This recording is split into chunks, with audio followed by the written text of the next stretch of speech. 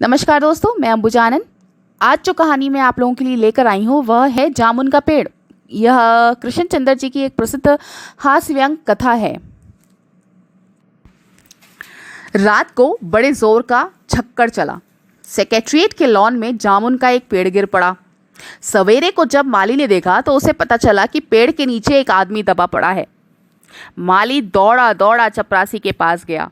चपरासी दौड़ा दौड़ा क्लर्क के पास गया। क्लर्क दौड़ा दौड़ा सुपरिटेंडेंट के पास गया और सुपरिटेंडेंट दौड़ा दौड़ा बाहर लॉन में आया।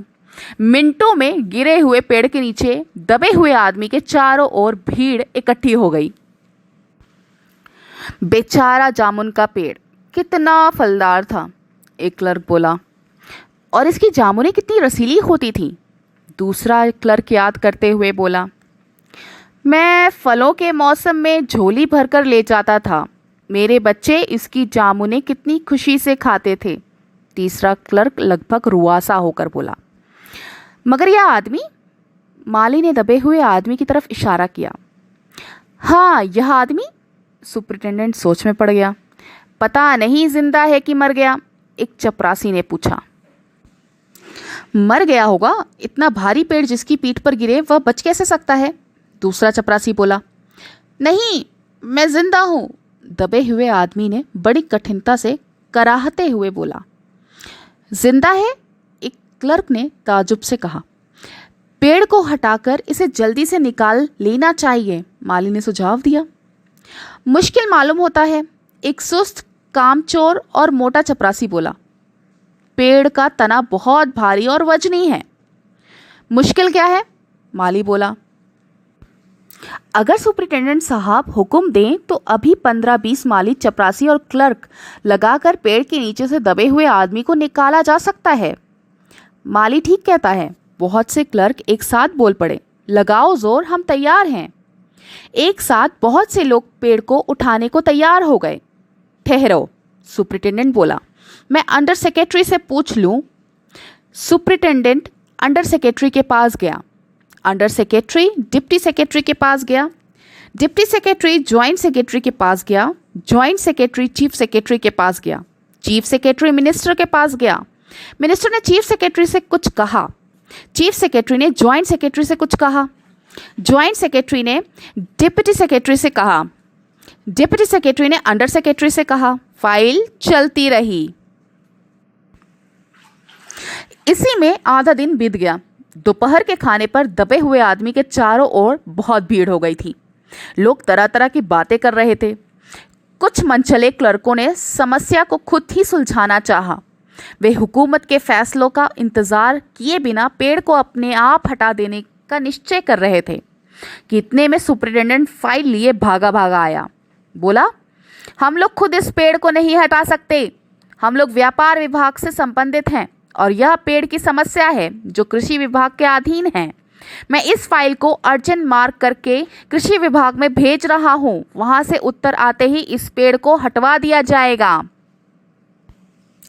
दूसरे दिन कृषि विभाग से उत्तर आया कि पेड़ व्यापार विभाग के लॉन में गिरा है, इसलिए इस पेड़ को हटवाने की जिम्मेदारी व्यापार विभाग पर पड़ती है। यह उत्तर पढ़कर व्यापार विभाग को गुस्सा आ गया। उन्होंने फौरन लिखा कि पेड़ों को हटवाने या ना हटवाने की जिम्मेदारी कृषि विभाग पर लागू होती है। व्यापार विभाग का इससे कोई संबंध नहीं है। दूसरे दिन भी फाइल चलती रही। शाम को जवाब आ गया। हम इस मामले को हॉर्टिकल्चर डिपार्टमेंट के हवाले कर रहे हैं क्योंकि यह एक फलदार पेड़ का मामला है और एग्रीकल्चर डिपार्टमेंट अनाज और खेतीबाड़ी के मामलों में फैसला करने का हकदार है।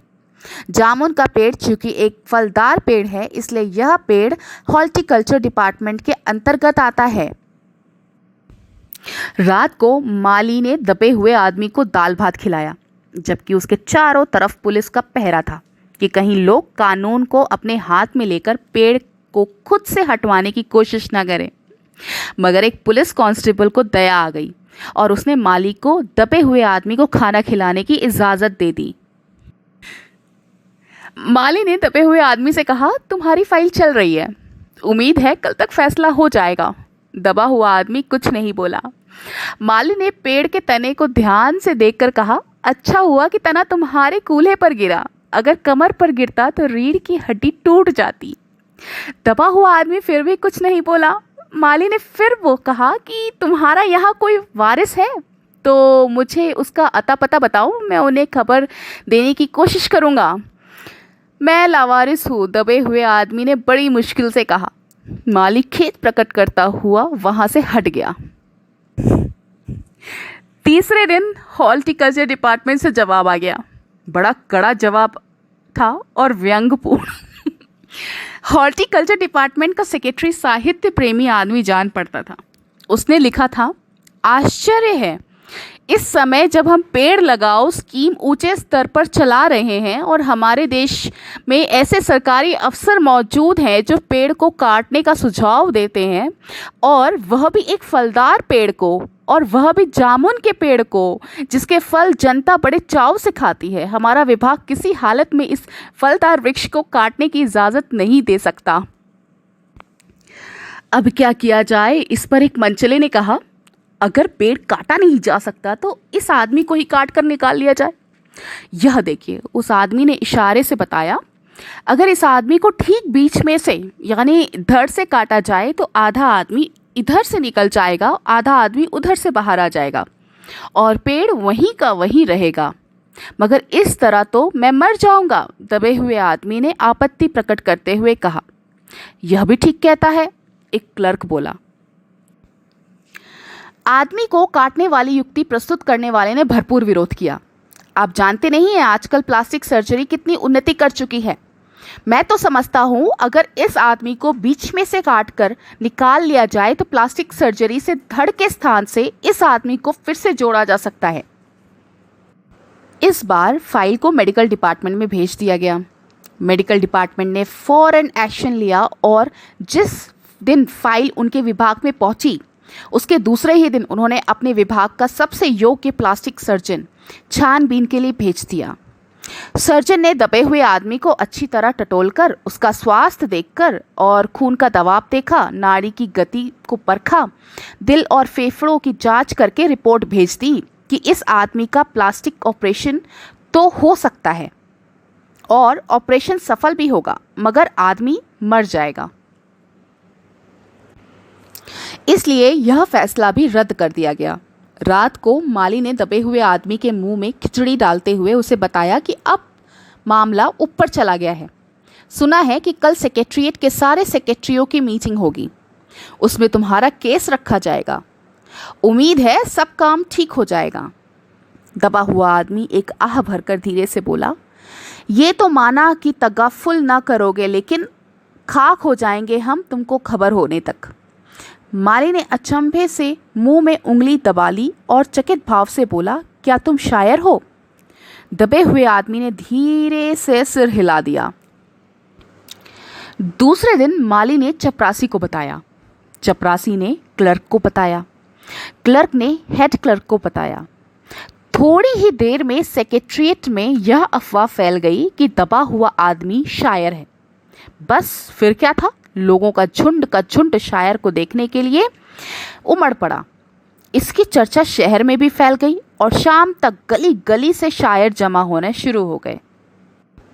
सेक्रेटरीट का लॉन भांति भांति के कवियों से भर गया और दबे हुए आदमी के चारों ओर कवि सम्मेलन सा वातावरण उत्पन्न हो गया। सेक्रेटरीट के कई क्लर्क और अंडर सेक्रेटरी तक, जिन्हें साहित्य और कविता से लगाव था, रुक गए। कुछ शायर दबे हुए आदमी को अपनी कविताएं और दोहे सुनाने लगे। कई क्लर्क उसको अपनी कविता पर आलोचना करने को मजबूर करने लगे। जब यह पता चला कि दबा हुआ आदमी एक कवि है तो सेक्रेटरीट की सब कमेटी ने फैसला किया कि चूंकि दबा हुआ आदमी एक कवि है, इसलिए इस फाइल का संबंध ना एग्रीकल्चर डिपार्टमेंट से है ना हॉर्टिकल्चर डिपार्टमेंट से, बल्कि सिर्फ कल्चरल डिपार्टमेंट से है। कल्चरल डिपार्टमेंट से अनुरोध किया गया कि जल्द से जल्द मामले का फैसला करके अभागे कवि को इस फलदार पेड़ से छुटकारा दिलाया जाए। फाइल कल्चरल डिपार्टमेंट के अनेक विभागों से गुजरती हुई साहित्य अकादमी के सेक्रेटरी के पास पहुंची। बेचारा सेक्रेटरी उसी समय अपनी गाड़ी में सवार होकर सेक्रेटरीट पहुंचा और दबे हुए आदमी से इंटरव्यू लेने लगा। तुम कवि हो? उसने पूछा। जी हाँ, दबे हुए आदमी ने जवाब दिया। किस उपनाम से शोभित हो? ओस। ओस? सेक्रेटरी जोर से चीखा। क्या तुम वही ओस हो जिसका गद्य संग्रह ओस के फूल अभी हाल ही में प्रकाशित हुआ है? दबे हुए कवि ने हुंकार में सिर हिलाया। क्या तुम हमारी एकेडमी के मेंबर हो? सेक्रेटरी ने पूछा। नहीं। आश्चर्य है, सेक्रेटरी जोर से चीखा। इतना बड़ा कवि ओस के फूल का लेखक और हमारी एकेडमी का मेंबर नहीं है? उफ, कैसी भूल हो गई हमसे। कितना बड़ा कवि और कैसी अंधेरी गुमनामी में दबा पड़ा है। गुमनामी में नहीं, एक पेड़ के नीचे दबा हूँ। कृपया मुझे इस पेड़ के नीचे से निकालिए। अभी बंदोबस्त करता हूँ, सेक्रेटरी फौरन बोला और फौरन उसने अपने विभाग में रिपोर्ट की। दूसरे दिन सेक्रेटरी भागा भागा कवि के पास आया और बोला, मुबारक हो, मिठाई खिलाओ। हमारी सरकारी साहित्य अकादमी ने तुम्हें अपनी केंद्रीय शाखा का मेंबर चुन लिया है। यह लो चुनाव पत्र। मगर मुझे इस पेड़ के नीचे से तो निकालो, दबे हुए आदमी ने कराह कर कहा। उसकी सांस बड़ी मुश्किल से चल रही थी और उसकी आंखों से मालूम होता था कि वह घोर पीड़ा और दुख में पड़ा है। यह हम नहीं कर सकते, सेक्रेटरी ने कहा, और जो हम कर सकते थे वह हमने कर दिया। बल्कि हम तो यहाँ तक कर सकते हैं कि अगर तुम मर जाओ तो तुम्हारी बीवी को वजीफ़ा दे सकते हैं। अगर तुम दरख्वास्त दो तो हम वह भी कर सकते हैं। मैं अभी जीवित हूँ, कवि रुक रुक कर बोला, मुझे ज़िंदा रखो। मुसीबत यह है कि सरकारी साहित्य अकादमी का सेक्रेटरी हाथ मलते हुए बोला, हमारा विभाग सिर्फ कल्चर से संबंधित है। पेड़ काटने का मामला कलम दवात से नहीं, आरी कुल्हाड़ी से संबंधित है। उसके लिए हमने फॉरेस्ट डिपार्टमेंट को लिख दिया है और अर्जेंट लिखा है। शाम को माली ने आकर दबे हुए आदमी को बताया, कल फॉरेस्ट डिपार्टमेंट के आदमी आकर इस पेड़ को काट देंगे और तुम्हारी जान बच जाएगी। माली बहुत खुश था। दबे हुए आदमी का स्वास्थ्य जवाब दे रहा था, मगर वह किसी न किसी तरह अपने जीवन के लिए लड़े जा रहा था। कल सवेरे तक किसी न किसी तरह उसे जीवित रहना है। दूसरे दिन जब फॉरेस्ट डिपार्टमेंट के आदमी आरी कुल्हाड़ी लेकर पहुंचे तो उनको पेड़ काटने से रोक दिया गया। मालूम हुआ कि विदेश विभाग से हुक्म आया था कि इस पेड़ को ना काटा जाए। कारण यह था कि इस पेड़ को 10 साल पहले पिटोनिया राज्य के प्रधानमंत्री ने सेक्रेटरिएट के लॉन में लगाया था। अब अगर यह पेड़ काटा गया तो इस बात का काफ़ी अंदेशा था कि पिटोनिया सरकार से हमारे संबंध सदा के लिए बिगड़ जाएंगे। मगर एक आदमी की जान का सवाल है, एक क्लर्क चिल्लाया। दूसरी ओर 2 राज्यों के संबंधों का सवाल है, दूसरे क्लर्क ने पहले क्लर्क को समझाया। और यह भी तो समझो कि पिटोनिया सरकार हमारे राज्य को कितनी सहायता देती है। क्या हम उनकी मित्रता की खातिर एक आदमी के जीवन का भी बलिदान नहीं कर सकते? कवि को मर जाना चाहिए, निःसंदेह। अंडर सेक्रेटरी ने सुपरिटेंडेंट को बताया कि आज सवेरे प्रधानमंत्री दौरे से वापस आ गए हैं। आज 4 बजे विदेश विभाग इस पेड़ की फाइल उनके सामने पेश करेगा। जो वे फैसला देंगे वही सबको स्वीकार होगा। शाम के 5 बजे स्वयं सुपरिटेंडेंट कवि की फाइल लेकर उनके पास आया। सुनते हो? आते ही वह खुशी से फाइल को हिलाते हुए चिल्लाया, प्रधानमंत्री ने इस पेड़ को काटने का हुक्म दे दिया और इस घटना की सारी अंतर्राष्ट्रीय जिम्मेदारी अपने सिर ले ली है। कल यह पेड़ काट दिया जाएगा और तुम इस संकट से छुटकारा हासिल कर लोगे। सुनते हो? आज तुम्हारी फाइल पूर्ण हो गई। मगर कवि का हाथ ठंडा था, आंखों की पुतलियां निर्जीव और चींटियों की एक लंबी बात उसके मुंह में जा रही थी। उसके जीवन की फाइल भी पूर्ण हो चुकी थी।